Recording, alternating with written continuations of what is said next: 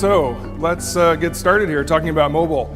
Thanks everybody for coming for this first ever mobile thinkLA event. And I'm proud to be keynoting it, so thanks for being here today. What you see is internet and TV lead in terms of where people spend their hours per week, and mobile's somewhere right behind internet and TV and ahead of radio and newspaper and magazines.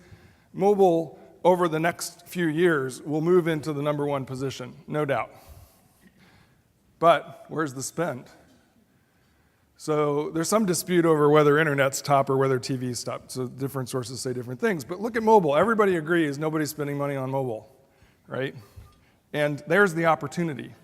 That's the place where you can get the most attention and the most reach if you jump in there quickly. So I'm going to talk to you a little bit today about how we conducted the Karate Kid mobile application campaign, and it's something that we realize, the case study is representing something from a little over a year ago, so to a lot of you it may seem a bit outdated, but to us it's something from a strategic perspective that actually represents a strategy that we do going forward on all of the applications that we push out into the marketplace, and also, kind of is a testament to how we integrate different mobile elements into our overall marketing campaigns.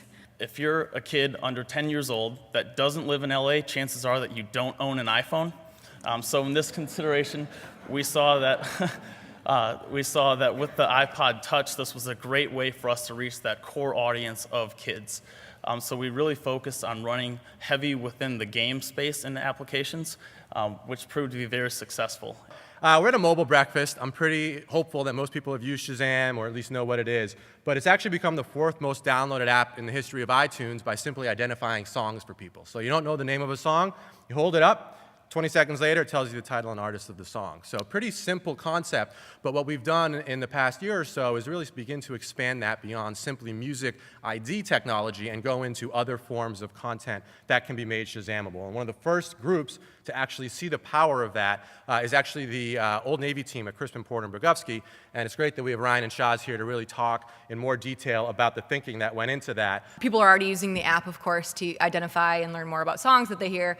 And now they could tag our TV ads and get highly relevant content about Old Navy based on the spot they just saw. As far as the experience goes, by tagging our TV spots, users could check out, browse, as well as actually buy the clothing that they just saw on the TV spot. They could download the full-length hit song for free, as well as get a chance at some exclusive deals. Another really cool thing, because I've always been a geek to know how Shazam works, is the song ingestion. So, we would finish up a broadcast spot, and we needed to get the audio track to Shazam in time for them to take it, ingest it into their system, and then make sure we had time after that to test and make sure that was triggering the correct mobile ads. So you could tag a TV spot and get a result. You could tag in-store and get a result.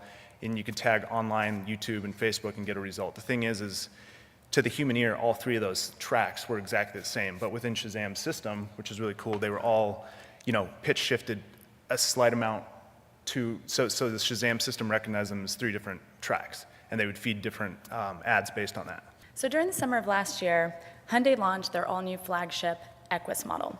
To keep things relevant for the target consumer, we considered our research findings and decided to use the non-desktop, non-laptop media environments, such as mobile, to really hone in on that target audience. We also wanted to build on that awareness piece that we discussed earlier, and we partnered with premium and long-tail sites and apps in relevant luxury categories, such as social, business and finance news, travel, sports. And then, to make things memorable, we wanted to create an engaging mobile experience that would really help build consideration for the Equus by offering real-life value to the target audience. If you look at, for example, ESPN and Yahoo Finance and the collection of New York Times digital sites, they all roughly have individually about 3 to 3.5 million unique users a month that are men, 35 to 54, with a $100,000 household income. And so it turns out that BlackBerry owners in the United States of that same target have 19 million owners. And so this is that's an incredible amount of scale. And so what the takeaway here is that it's a really interesting way of how targeting in mobile and certain operating systems in this particular example can have unique value to marketers and can be, in many ways, more effective in targeting things that are hard to target, like household income, than some of the other forms of media, including the PC web. Seamless doesn't have to mean that. You need to take advantage of the specific capabilities of a mobile phone, which relate to the local nature, which relate to the fact that the phone has a camera, which relate to the highly personal touchscreen that's in these devices. So take advantage of the mobile platform, but the buying experience shouldn't be unique and difficult for mobile, and I think that's where we're headed. We're certainly investing in it, and I think all the other people, I thank the other folks who've talked to you today, because they're investing in this as well, and it gets solved as a group. It gets solved by you asking us the difficult questions. And I think as an industry, we have to be able to answer those questions for mobile to realize its full potential. So I guess the summary for me is that I'm very excited about mobile. I've invested a lot of time in it. I believe in mobile as a marketing channel. I think it works today, and I wouldn't get so focused on the horizon and where mobile is going to be that you look past what it can do for you today. But I'd also hold mobile accountable to all the things that you hold media accountable to today. So if you manage particular KPIs, manage mobile to those KPIs as well, and hold the people who come talk to you about the capabilities of mobile accountable to what your customers ask of you. And that's where I'll stop, and I'll take questions if we have time. Thank you.